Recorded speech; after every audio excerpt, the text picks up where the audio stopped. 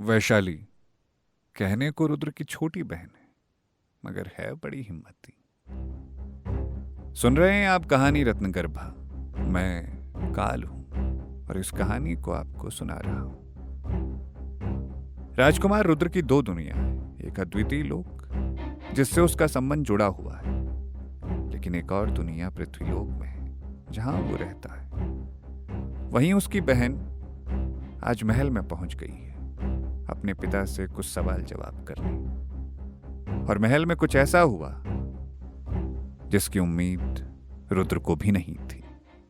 तो क्या हुआ कहानी में आगे, चलिए जानते हैं।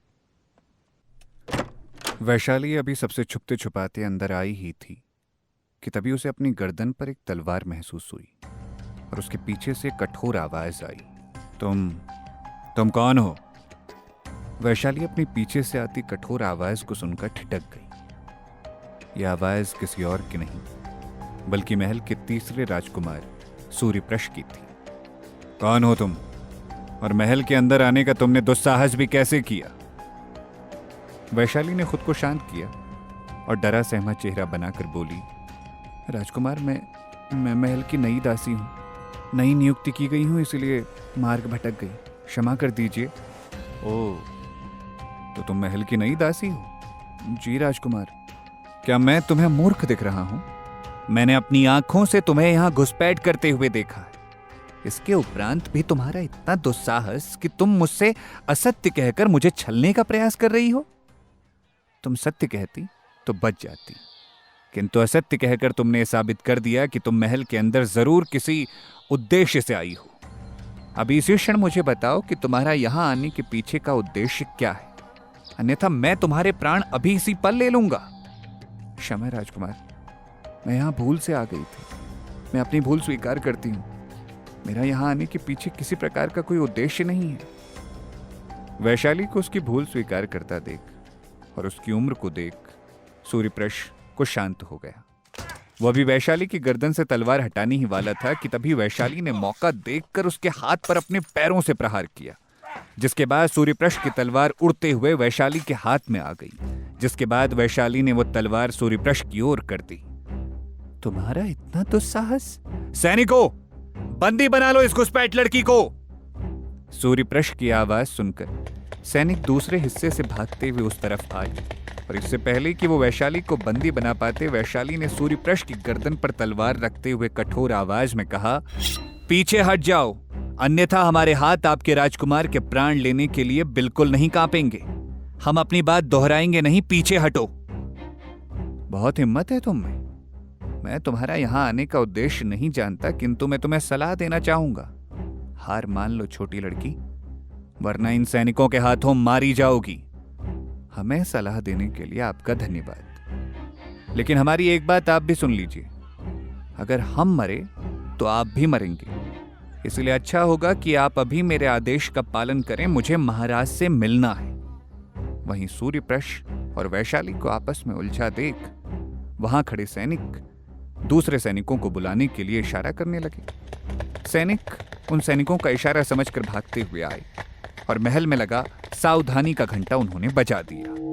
यह घंटा तभी बजाया जाता था जब महल में कुछ अनुचित घट रहा हो, ताकि महल के अंदर के लोग पूर्ण रूप से सतर्क हो जाएं।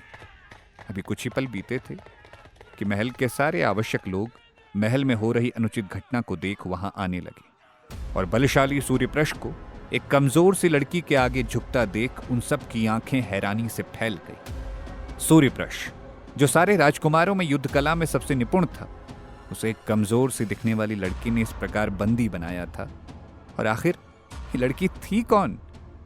वहीं महाराज रणजीत सिंह भी सतर्क हो गए।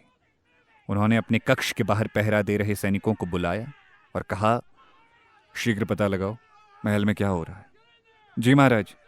ये कहकर वो सैनिक भागता हुआ वहां से गया और शीघ्र ही सूचना लेकर वापस लौटा। कहो, क्या सूचना लाए हो? महाराज, एक 15 या 16 साल की लड़की ने महल में घुसपैठ करने का प्रयास किया था, जिसे रोकने के लिए तीसरे राजकुमार आगे आए, और अभी के हालात के अनुसार उस लड़की ने तीसरे राजकुमार की गर्दन पर तलवार रखी है। क्या कहा तुमने? एक छोटी लड़की का इतना दुस्साहस? क्षमा कीजिएगा महाराज, मगर वो लड़की आपसे बात करना चाहती है, अन्यथा वो तीसरे राजकुमार के प्राण भी ले सकती है। ठीक है, उसे दरबार में लेकर आओ, हम उससे बात करने के लिए तैयार हैं। एक बार फिर क्षमा चाहूंगा महाराज, मगर वो लड़की अपनी जगह से हिलने को तैयार नहीं है। वो चाहती है कि आप स्वयं उससे मिलने जाएं। अब एक लड़की हमें आदेश देने का दुस्साहस कर रही है, किंतु महाराज तीसरे राजकुमार। ठीक है, हम वहां जाएंगे। ये कहकर महाराज कक्ष से बाहर निकल गई और उस स्थान की ओर जाने लगे जहां वैशाली ने सूर्यप्रश को बंदी बनाया था। वो अभी उस स्थान पर पहुंचे ही थे कि तभी उन्हें महल के द्वार की तरफ से आते हुए दो युवक दिखे, जिनमें से एक को भली भांति जानते थे। रुद्र और अजय उस तरफ भागते हुए आए। वैशाली को सूर्यप्रश की गर्दन पर तलवार रखे देख रुद्र और अजय दोनों ही हैरान हो गए। वैशाली, ये तुम क्या कर रही हो? सूर्यप्रश की गर्दन से तलवार हटाओ और अभी इसी क्षण मेरे पास आओ।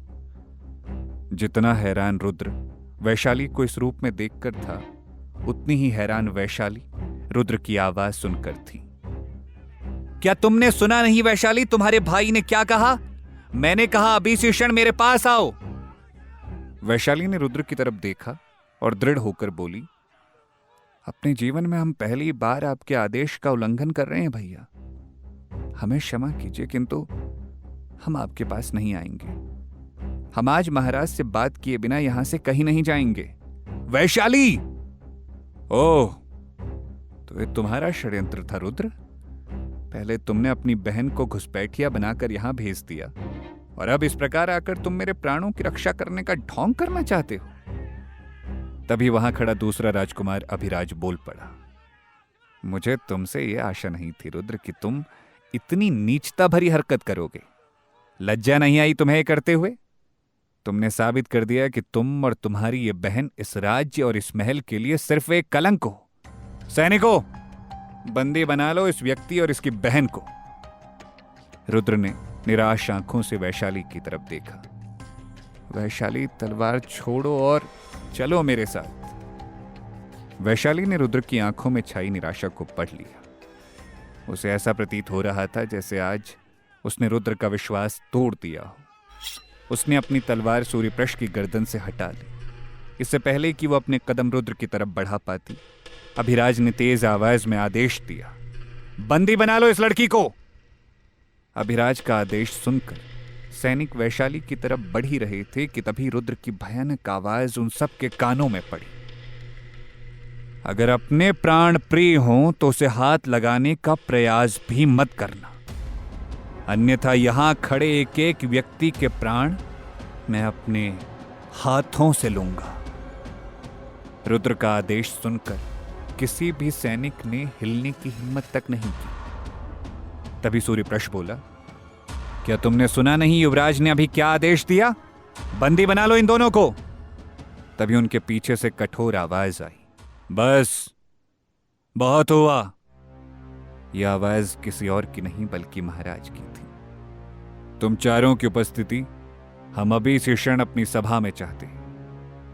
रुद्र ने साफ तौर से महाराज की बातों को नजरअंदाज किया और वैशाली की तरफ बढ़कर उसका हाथ पकड़ लिया। तुम अभी इस क्षण मेरे साथ वापस चल रही हो। रुद्र को अपनी बात इस तरह नजरअंदाज करता देख महाराज कठोर आवाज में आदेश देते हुए बोले, महल के द्वार अभी बंद कर दिए जाएं। जब तक हम अपनी सभा में निर्णय नहीं ले लेते तब तक इस महल से बाहर जाने की अनुमति किसी को भी नहीं है। रुद्र ने क्रोध से महाराज की तरफ देखा। वहीं वैशाली को ऐसा आभास हुआ जैसे रुद्र के हाथ का ताप बढ़ रहा हो। उसे लगा ये क्रोध के कारण है, लेकिन रुद्र ही जानता था कि इस वक्त उसने खुद को किस प्रकार नियंत्रण में रखा है। लेकिन उसका क्रोध उसके नियंत्रण से बाहर जाने को आतुर हो रहा था। क्या क्रोध में आकर रुद्र दिखा देगा अपने पिता और अपने भाइयों को अपना दिव्य रूप? क्या फैसला लेंगे महाराज रणजीत सिंह? यह फैसला रुद्र के हित में होगा या उसके खिलाफ? तो ये था आज का एपिसोड। इसे लिखा है विशाखा उप्रेती ने। साउंड और प्रोडक्शन कमल जीना के द्वारा किया गया है। आवाज है पंकज जीना की।